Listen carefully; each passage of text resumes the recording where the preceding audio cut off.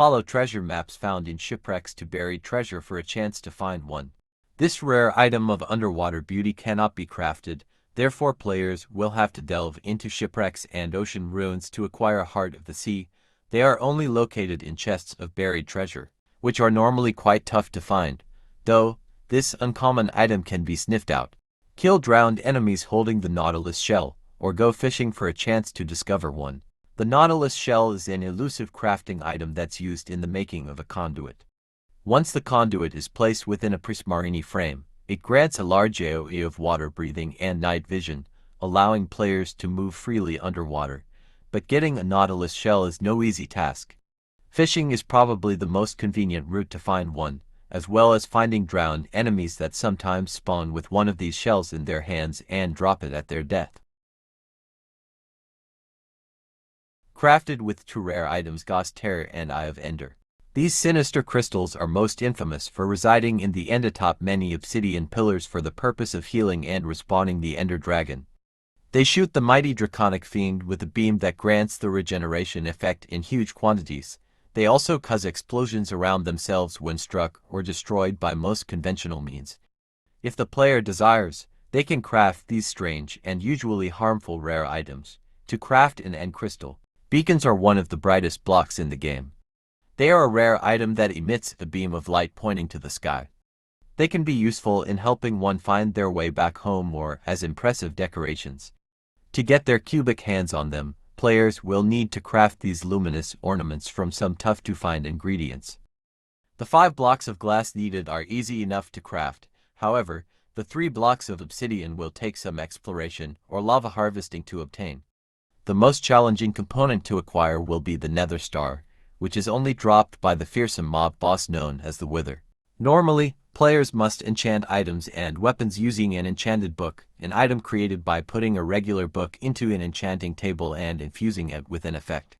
This enchanted book must then be placed onto an anvil alongside the desired weapon or piece of armor to bestow the sought-after attributes. However, weapons and bits of armor that are already enchanted can spawn on mobs such as zombies.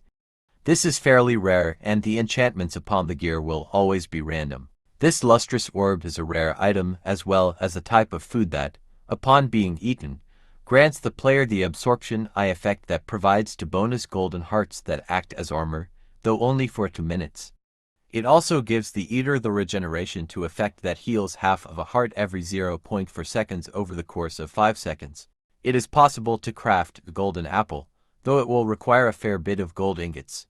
8 to be exact, all arranged around an apple on a crafting table. There are 13 unique music discs that exist in Minecraft. Each has its own tune and different colored appearance. Their tracks range from ominous ambient sounds to cheerful melodies and even jazz numbers. They can only be played after being placed into a jukebox. Each of these songs can be found in chests from dungeons, woodland mansions, bastion remnants, as well as in buried treasure.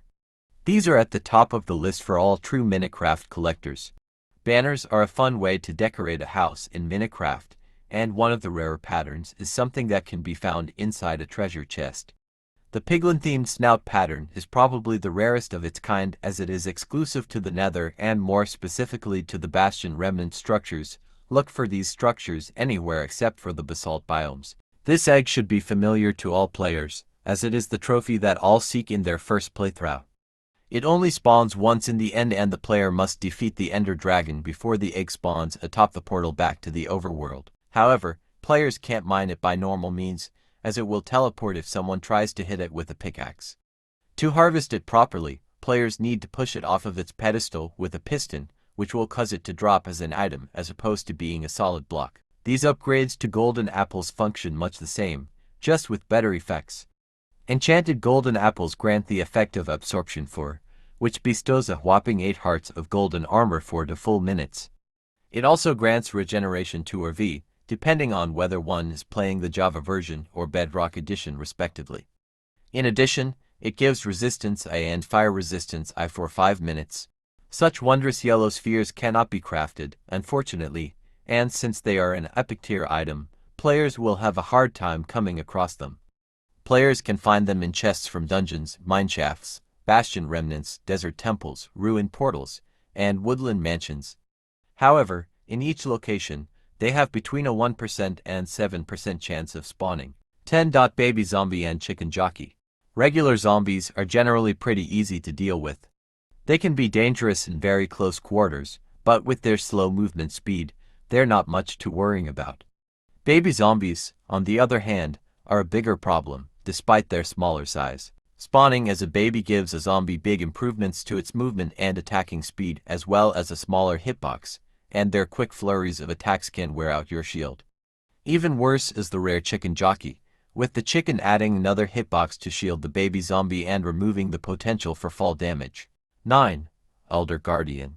They might be more known for the jump scares they give you when passing through an ocean monument, but Elder Guardians are quite tough to deal with in combat. With it being an ocean mob, you have to fight the Elder Guardian underwater, which makes moving around it a bit tougher. It takes quite a few hits too, but you can't get too greedy with attacking it lest you get hit with its laser and take damage. It would help to get rid of the other guardians around it and get the hang of swimming around the monument's pillars. 8. Creeper. In tight spaces like a cave or an abandoned mineshaft, if you hear that hiss and don't know where it's coming from, it's probably curtains for you. Even if a creeper's initial blast doesn't kill you, there's always potential for a nearby hazard, for example lava, to be displaced. That said, in open space, or when you see it coming, creepers are easy to deal with if you know what you're doing. Just attack, retreat, and repeat until you've killed it. You can even avoid damage from any accidental blast if you bring a shield. 7. Witch. The witch is a bit different compared to other hostile mobs, as they're not big sources of direct damage like, say, creepers. Still, it's best to dodge a witch's line of sight whenever you run into one. They deal status effects and sometimes direct damage via splash potions, which can be dangerous because of their potential range. They also take a while to kill, because they can quickly undo the damage you deal with healing potions. They can spawn in the dark, too, so you could get hit by a stray splash potion of poisoning if you're not careful. 6. Vindicator. Not many mobs can deal as much damage per hit as a Vindicator. These Illeger variants are arguably the hardest ones to deal with in village raids because there's usually quite a few of them, and they're easily the most aggressive. They will charge at you as soon as you get within its radius, which is pretty big compared to that of other Illegers. They deal almost 9.5 hearts of damage on hard mode, and they can walk and swing their axes pretty fast as well. 5. Wither Skeleton. Wither skeletons are arguably the biggest hazard in a nether fortress. While they don't deal a ridiculous amount of direct damage, they can inflict the wither effect on you, which can be fatal under the right circumstances. Getting withered is similar to getting poisoned in that it deals damage over time, except getting withered can actually kill you. Even if you eventually kill a wither skeleton, you're likely to wither away and die if you faced it at lower health.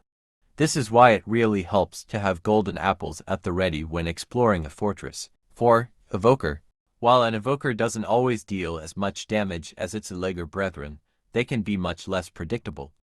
You know what's coming with a Vindicator, but an evoker has so much variety with its attacks that you don't always know what to watch out for. They can attack you from a distance with their Conjured Fang attacks, and they can also summon 3 Vexes at once, which can deal 4.5 hearts of damage with every attack.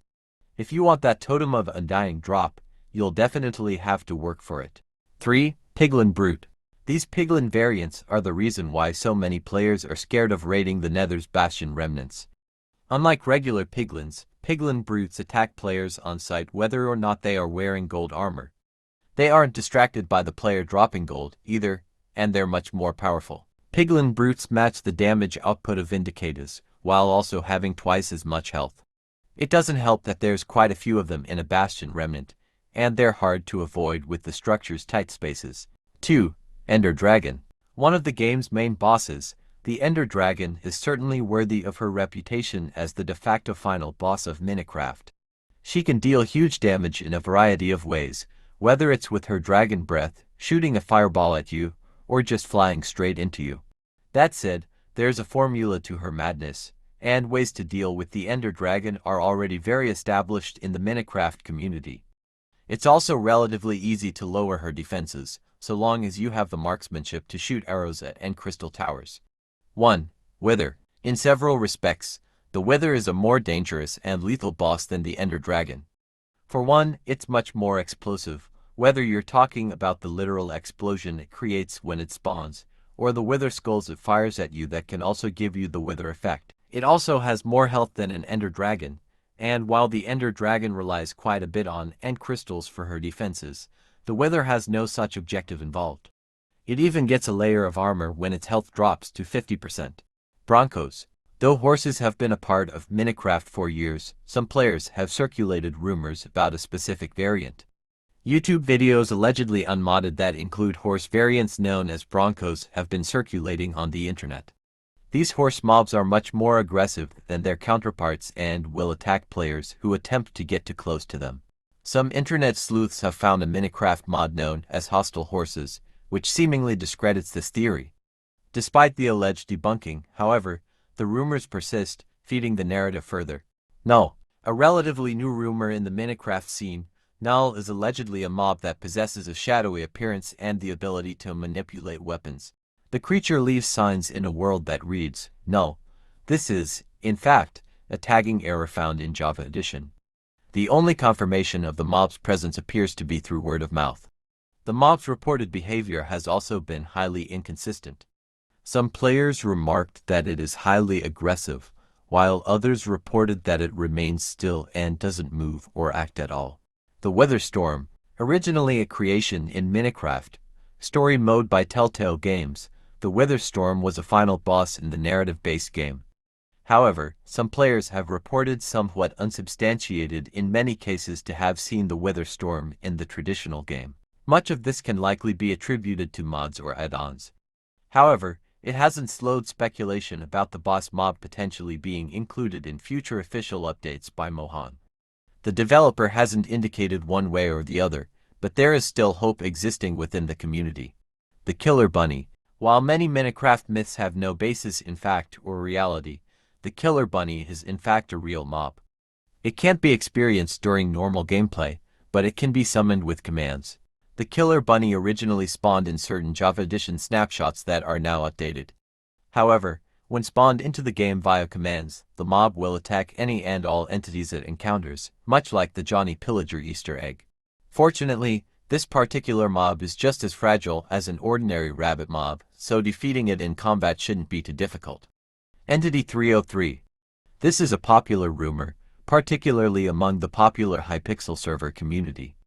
Entity 303 was allegedly a hacker renowned for breaking into player worlds and completely destroying them. Entity 303 was held in an in-game prison on the Hypixel server for quite some time. However, many players have remarked that he may have escaped and continued his rampage. He is allegedly often seen in the presence of other legends like Herobrine and Null, but most of what is known about Entity 303 is shrouded in hearsay. Diamond Chickens. Some players have reported appearances of blue-tinged chickens that lay diamonds instead of eggs.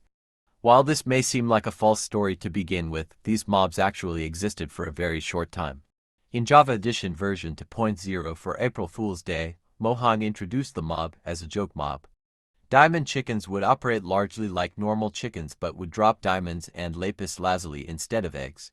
This has allowed Minecraft players to recreate the mob by way of mods and add-ons to keep the creation alive in future updates of the game, making it much more than a rumor. Herobrine. Though it was not sanctioned by Mojang, Herobrine is a creation of the community's creepypasta writers. The mob is allegedly a near-spitting image of the default Steve skin, but with blank white eyes. His powers are varied depending on the story he appears in. He is capable of stalking players and creating massive amounts of destruction with little effort. In an effort to keep the buzz around the creature alive, Mojang has occasionally snuck entries into patch notes stating that they added or removed Herobrine from the game. This has led to unending speculation as to the true origin of the character, even if it is fairly apparent that it originally sprung up from the community and not Mojang itself.